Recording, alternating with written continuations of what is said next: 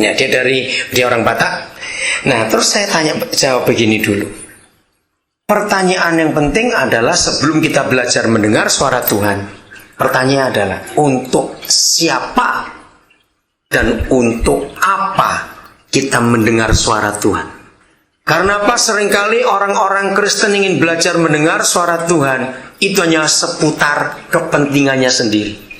Aduh, cincin saya berlian yang 40 juta hilang. Ayo tanya Tuhan di mana? Itu dukun namanya. Bukan begitu. Terus misalnya, Tuhan saya tuh bingung loh. Saya tuh tertarik pada 3 orang. Jodoh saya yang mana? Ngawur aja itu. Jadi mendengar suara Tuhan pertama kali tidak ada urusan dengan kepentingan pribadi. Mendengar suara Tuhan harus belajar untuk orang lain. Ingat, Ribka mencari papa di surga. Bukan karena dia itu ingin tahu kandungan ini ada apa. Dia sadar bahwa ini bukan satu bayi. Karena bisa tendang-tendangan kok. Kenapa? Asaf mencari Tuhan. Itu bukan untuk dia. Maka itu dia bisa menulis ayat pertama tadi saya nggak baca. Yang Tuhan bisa baik hanya kepada anak-anaknya yang hatinya tulus dan hatinya murni. Cuma itu. Yosafat mendengar suara Tuhan, dia mencari Tuhan. Bukan karena dia supaya selamat keluarganya, tapi ada rakyat yang begitu banyak perlu dilindungi. Maka kita belajar mendengar suara Papa, kita diskusi dengan dia, kita mencari dia, kita berkeputusan dengan hal apapun juga harus untuk orang lain. Kenapa saya memberi kesaksian tadi itu? Karena saya nggak mau nganggur 14 hari.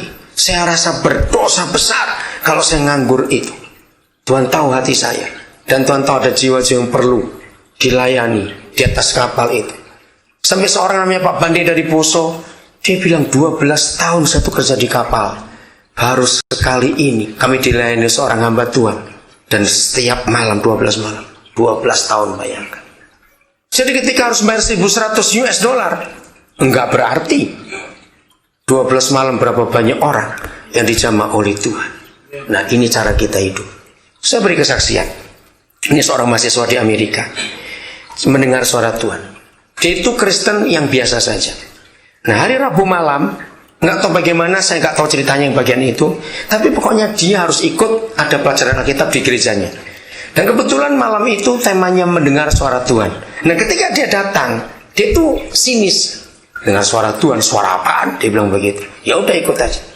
Diajarin, udah. Tapi dia nggak memperhatikan baik karena dia nggak percaya. Waktu dia jalan pulang, dia naik mobil, tiba-tiba dari jauh dia lihat ada satu toko masih buka. Seperti apa itu 7-Eleven atau Slurpee kayak begitu. Tiba-tiba dalam hatinya muncul suara, beli susu 2 liter. Saudara, dia bantah, aku nggak minum susu. Ya udah, ada jalan lagi. Terus lanjut masuknya. Dari jauh kelihatan toko yang berikut. Kembali suara itu muncul dalam hati, beli susu 2 liter.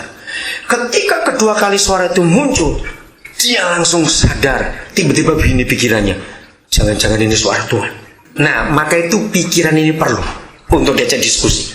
Akhirnya dia bilang gini, baik, aku beli susu 2 liter. Dia turun, dia beli. Dia cerita beliau pakai kotak itu. Begitu dapat susu 2 liter, dia ngajak ngomong susu nih. Susu, kamu tahu aku nggak minum kamu.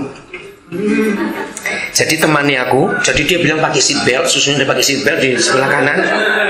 Temani aku, kalau aku ketemu orang yang butuh kamu, aku kasih malam ini. Kalau enggak, aku simpan kamu di kulkas, besok aku kasih. Ya udah, dia cerita sambil siul-siul nyanyi. Tiba-tiba 2 blok sebelum rumahnya, suara itu muncul, belok kiri. Nah, dia tahu betul lokasi daerah rumahnya itu, belok kiri itu dari industri. Dan jelas nggak ada perumahan.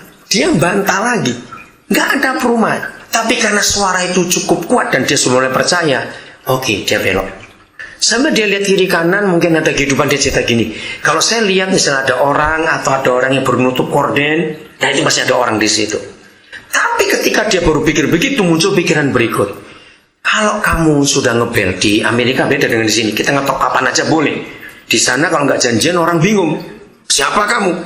Nah, kalau nanti saya turun, saya bel, terus orangnya keluar cari siapa, kan bingung bukan? Jadi dia bingung sendiri, pelan-pelan.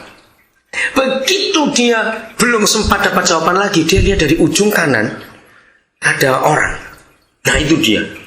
Tapi tanya apa nanti? Terus dia muncul, masa bodoh. Aku ngasih susunya aja sudah.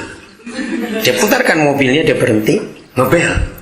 Yang keluar orang laki-laki, loket Meksiko begitu. Betul tanya, cari siapa? Dia nggak ngomong apa-apa, dia cuma angkat susunya 2 liter tadi itu. Begitu dia angkat, dia kasih. Orang laki ini panggil seseorang dari dalam. Keluar seorang perempuan, kemungkinan istrinya, lagi bawa bayi yang sedang menangis. Begitu si perempuan ini lihat susu itu, dia ngelihat suaminya, dia ngelihat anak ini. Kata pertama, "Are you an angel?" "No, I'm Indonesian," dia bilang begitu. "Lalu siapa memberitahu kamu?" "Maksudnya, kalau kamu nggak datang bak susu, malam ini anak ini mati. Karena kami nggak punya uang untuk beli susu hari ini." Saudara, anak ini nggak ngomong ABC lagi, langsung pergi dan dia nangis di mobil. Dia bilang, "Oh, ini suara Tuhan." Belajarlah untuk mendengar suara Tuhan untuk orang lain dulu, bukan untuk diri kita. Kalau kita belajar mendengar suara Tuhan untuk orang lain, luar biasa pimpinan Roh Kudus atas hidup kita. Ingat saudara, sekarang ini kesusahan ekonomi dunia itu lebih besar daripada tahun 30-an waktu The Great Depression.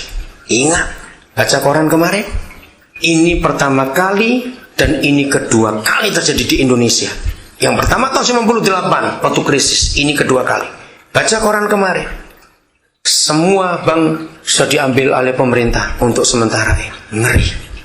Saudara bisa bayangkan orang sekaya Bakri jadi bisa bangkrut. Bayangkan belum setahun dia masuk majalah terkenal di Asia. Dia orang kaya. Saudara dengar ribuan pabrik di NRC ditutup. Mereka yang suka ambur-ambur uang bertobat mulai hari ini. Orang susah banyak. Berarti orang lapar akan tambah banyak di negeri ini, saudara. Apa yang kita bisa buat? Gereja harus beri jawaban untuk mereka. Katakan amin. Gereja harus memberi jawaban buat mereka dengan cara atau pola pikir kita yang benar. Maka itu untuk hidup ini kita perlu mengerti apa yang Papa mau atas kehidupan kita. Ayo kita kembali ke Kejadian 25. Kita tadi sampai di ayat yang ke-22. Bagian terakhir saya baca lagi ayat 22. Dan Ribka pergi meminta petunjuk kepada Yahweh. Firman Yahweh kepadanya, 2 bangsa ada dalam kandunganmu, Ribka, dan 2 suku bangsa akan berpencar dari dalam rahimmu. Suku bangsa yang satu akan lebih kuat dari yang lain, dan anak yang tua akan menjadi hamba kepada anak yang muda. Setelah genap harinya untuk bersalin, memang anak kembar yang di dalam kandungannya. Keluar yang pertama, warnanya merah seluruh tubuhnya, seperti jubah berbulu, sebab itu ia dinamai Esau. Setelah itu keluar adiknya, tangannya, lihat ini kata penting, tangan si Yakub memegang tumit Esau, sebab itu ia dinamai Yakub. Ishak berumur 60 tahun pada waktu mereka lahir. Saudara, sampai akhir kisah itu, sampai Ishak mati, Ribka dengan suaminya nggak sepikiran. Kenapa? Maka itu mereka ribut sampai Ishak tetap ngotot anak sulungnya adalah Esau. Tapi Ribka tahu bukan anak sulungnya itu Yakub. Loh kenapa? Ternyata dalam pernyataan itu, ayat ini kurang jelas, ayat 23 jelas begini. Jadi, mengapa mereka 2 tendang-tendangan di dalam kandunganmu, Ribka? Karena sejak dalam kandungan mereka 2 sudah punya sifat yang aneh. Mengapa harus Yakub pegang tumit Esau? Sebab Esau ini yang nakal. Dia itu anak kedua, tapi lahirnya duluan lari. Maka itu Yakub tarik. Keren sekali bayi-bayi sudah kayak begini. Nah itu sebabnya Esau, Ribka tahu anak kedua itu yang anak sulung. Harusnya dia keluar duluan, cuma diserobot.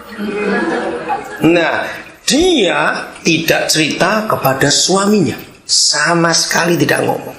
Nah Ishak tetap pegang firman Tuhan yang diterima oleh bapaknya. Anak sulung ya anak sulung, karena nggak ada komunikasi suami istri. Lihat itu. Harusnya Ribka nyampaikan kepada Ishak apa pernyataan Tuhan. Tapi Ribka tidak mau ngomong. Pola pikirnya belum berubah.